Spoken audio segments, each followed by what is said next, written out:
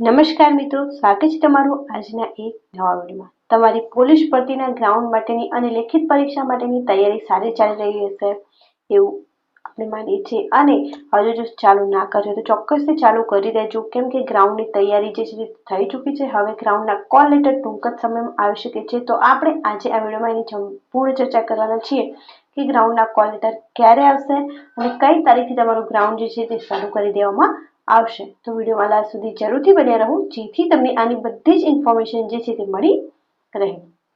તો હવે શરૂ કરીએ આજનો આ વિડીયો। તો પોલીસ ભરતીની ગ્રાઉન્ડની તૈયારી થઈ ગઈ છે। ગ્રાઉન્ડ 1, ગ્રાઉન્ડ 2 તમે જોઈ શકો છો કઈ તારીખથી શરૂ થશે। ગ્રાઉન્ડની પ્રેક્ટિસ અથવા ગ્રાઉન્ડનો ટેસ્ટ, ત્યારબાદ કોલ લેટર જે છે તે ક્યારે આવી શકે છે। તો 384.62 મીટરનું ગ્રાઉન્ડ હોઈ શકે છે। બધા ગ્રાઉન્ડની જે છે તે અલગ અલગ હોઈ શકે છે। અમુકમાં 385 હોઈ શકે છે। જ્યારે જે પુરુષ ઉમેદવારો છે એમને 5000 મીટર જે છે તે પૂરું કરવાનું હોય છે। હવે એમને આની અંદર કેટલા રાઉન્ડ મારવા પડશે તમે જોઈ શકો છો। આની અંદરથી તમે જોઈ શકો છો કે 12 રાઉન્ડ હોય કે 13 રાઉન્ડ હોય, જે બોયઝ હોય એમને જે છે અલગ અલગ રાઉન્ડ હોય છે। જેમ કે ગર્લ્સ છે તો એમને 15 ગ્રાઉન્ડ છે, એમાંથી ટોટલ 4 ગ્રાઉન્ડ આપી દેવામાં આવે છે। તો આ 4 ગ્રાઉન્ડની અંદર જે છે તે સેમ રહેવાનું છે, જેથી જનરલી જે છે તે ગર્લ્સે જે છે એ 400 મીટરનું એમને ગ્રાઉન્ડ હોય છે, જેથી એમને જે છે માત્ર 4 રાઉન્ડ જે છે તે મારવાના રહે છે। પરંતુ પુરુષ ઉમેદવારો 15 માંથી જે છે 4 ગ્રાઉન્ડ ગર્લ્સ માટે હોય છે ને 11 ગ્રાઉન્ડ જે છે તે પુરુષો માટે હોય છે। હવે આ 11 ગ્રાઉન્ડ બધાના અલગ અલગ મીટર પ્રમાણે હોય છે। તો તમારે જે છે તે ગ્રાઉન્ડ પ્રમાણે અલગ અલગ 12-13 રાઉન્ડ જે છે તે અંદર મારવાના થશે। ત્યારબાદ જે છે બીજું ગ્રાઉન્ડ જે છે તમે જોઈ શકો છો 385 મીટરનું છે।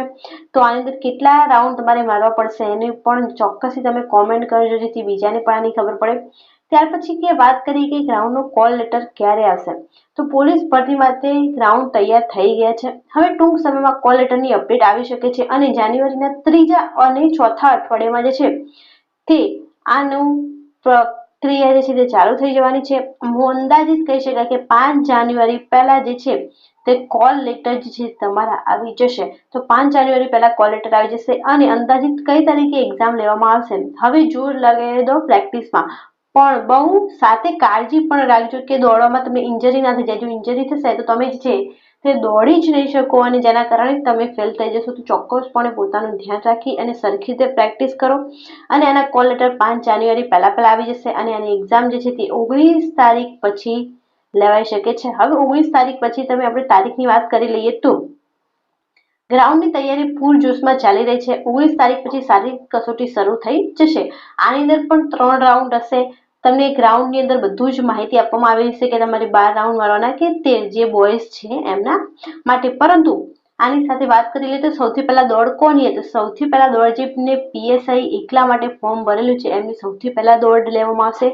ત્યારબાદ જેમનું પીએસઆઈ પ્લસ એલઆરડી એટલે કે કોન્સ્ટેબલની બંનેની ફોર્મ ભરેલું છે એમનું સેકન્ડ લેવામાં આવશે। અને લાસ્ટ જેમને ફક્ત એલઆરડી માટે એક્ઝામ ફોર્મ ભરેલું છે એમની અંદર એક્ઝામ લેવામાં આવશે। અને હવે આની લેખિત પરીક્ષા પણ ટૂંક જ સમયમાં આની પણ માહિતી આવી શકે છે।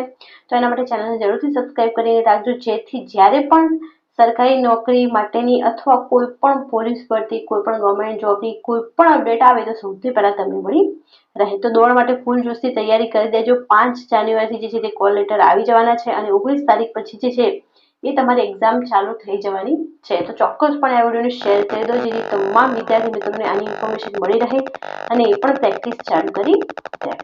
હજુ પણ 20 દિવસ છે, 20 દિવસની અંદર તમે પૂરેપૂરી મહેનત કરી અને એક્ઝામમાં પાસ થાવ એવી શુભેચ્છાઓ। Thank you.